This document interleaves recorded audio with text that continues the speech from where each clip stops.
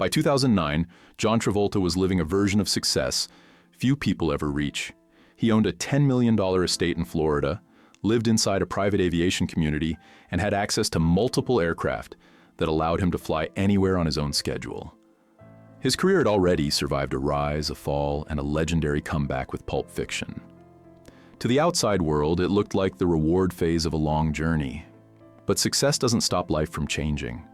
As the years passed and personal losses reshaped his priorities, something inside him shifted. This wasn't about fear or decline. It was about perspective. Travolta began simplifying his life, focusing less on accumulation and more on meaning. Friends noticed him becoming quieter, more reflective, more selective. Not withdrawn, just intentional. This chapter wasn't a retreat from life. It was a conscious move toward living with clarity, choosing presence over noise, and valuing time in a way fame never taught him to do. Growing up, where imagination was everything. John Travolta was born on February 18, 1954 in Englewood, New Jersey, the youngest of 6 children in a working-class family. Money was often tight, and stability was never guaranteed. His father, Salvatore, ran a small tire shop and worried constantly about finances. His mother, Helen, carried something different into their home: creativity. She loved music, theater, and storytelling, and filled the house with songs from classic musicals. For John, school was difficult. He felt out of place, struggled with confidence, and was teased for being sensitive. But at home, he came alive.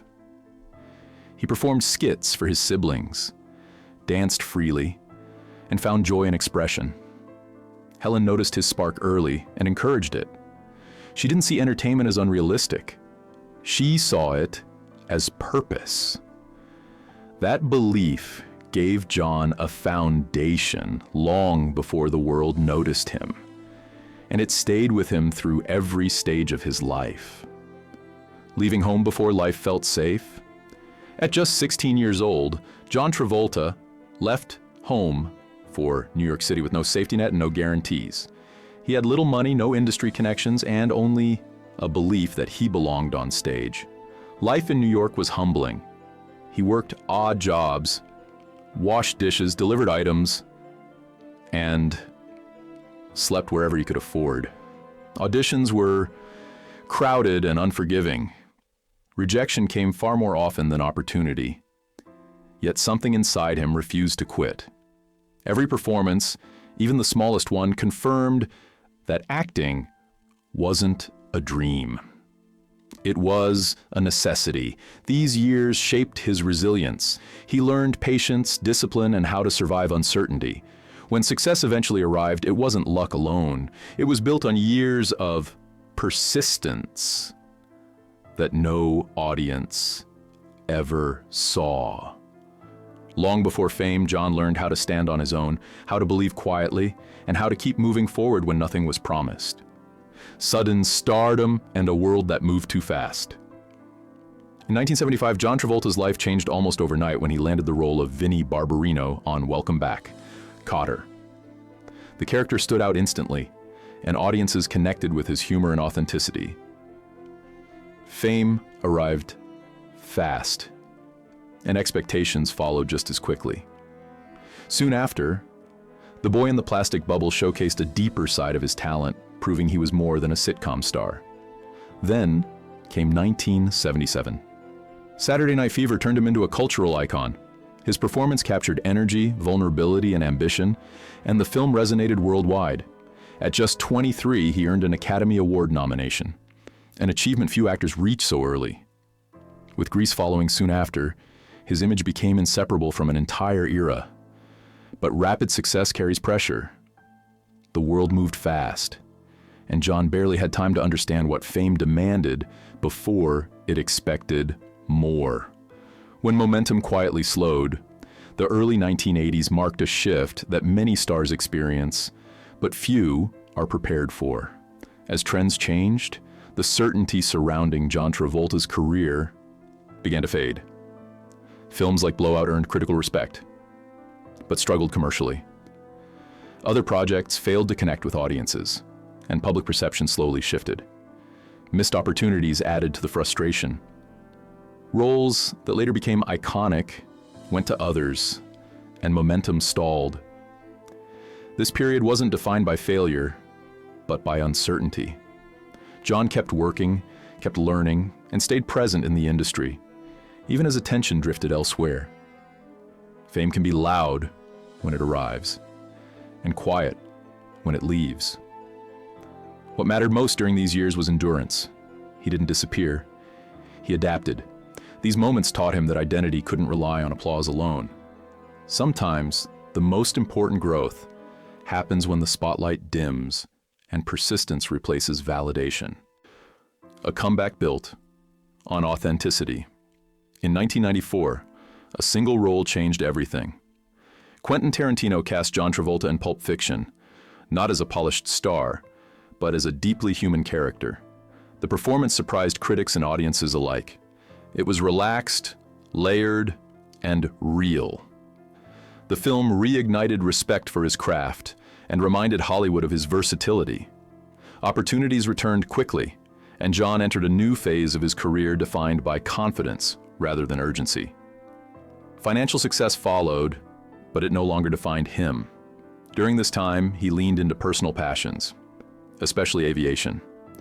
Flying became a source of freedom and focus, a space where precision and calm mattered more than fame. This comeback wasn't about reclaiming youth or chasing trends. It was about authenticity. John proved that reinvention doesn't require reinvention of self, just honesty, patience, and the courage to show up as you are. Building a life beyond the screen. As his career stabilized, John Travolta focused on building a life that reflected his values. In 2001, he and Kelly Preston purchased a home in an aviation community where flying was part of daily life. The estate wasn't just luxurious, it represented freedom. Aviation wasn't about status. It was about joy. John earned multiple pilot certifications and found peace in the discipline of flying. At the same time, family became central. He wasn't chasing every role anymore. He was choosing balance. Travel often included his children, and time together mattered more than schedules. This period of life looked glamorous from the outside, but its true value was stability. Success finally felt personal rather than performative. John had reached a place where work supported life, not the other way around. It was a reminder that fulfillment isn't always louder, success, but alignment between passion and peace, love, loss, and perspective. John Travolta's personal life shaped him just as deeply as his career. His early love with actress Diana Hyland left a lasting imprint, teaching him the depth of connection and vulnerability.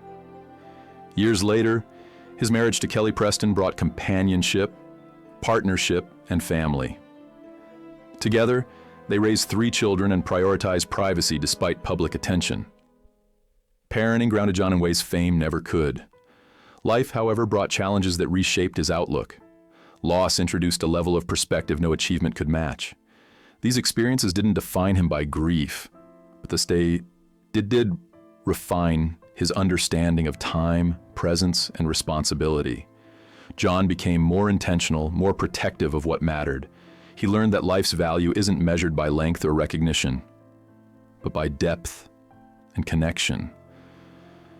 Through love and loss, he gained clarity, choosing to live thoughtfully rather than reactively, stepping back without disappearing. After 2020, John Travolta made a conscious decision to slow down. He didn't retire, but he redefined engagement. Projects became selective, time became sacred, family came first without explanation or apology. He supported his children's paths quietly without forcing spotlight or expectation. Aviation remained a passion, offering structure and focus. This phase of life wasn't about withdrawing from the world. It was about engaging with it on his own terms. Fame had once demanded constant presence. Now presence meant being available where it truly mattered. Friends noticed calm replacing urgency, intention replacing momentum. John wasn't chasing relevance. He was living fully in the present. In an industry that often equates visibility with value, his choice stood out. It reminded people that stepping back doesn't mean giving up. Sometimes it means finally living with clarity and peace. What his journey really shows us. John Travolta's story isn't about rise and fall. It's about adaptation, resilience, and choice. He experienced early success, uncertainty, reinvention, love, and profound personal growth. His life shows that fulfillment isn't static. It evolves as priorities change. Fame can amplify joy, but it can't replace meaning. By choosing family, balance, and authenticity, John redefined success on his own terms. His journey reminds us that life doesn't demand constant acceleration. Sometimes it asks for reflection. Sometimes it asks us to slow down and listen. Through every chapter, he stayed present, learning rather than resisting change. The most powerful part of his story isn't an award or a comeback. It's the quiet decision to live intentionally.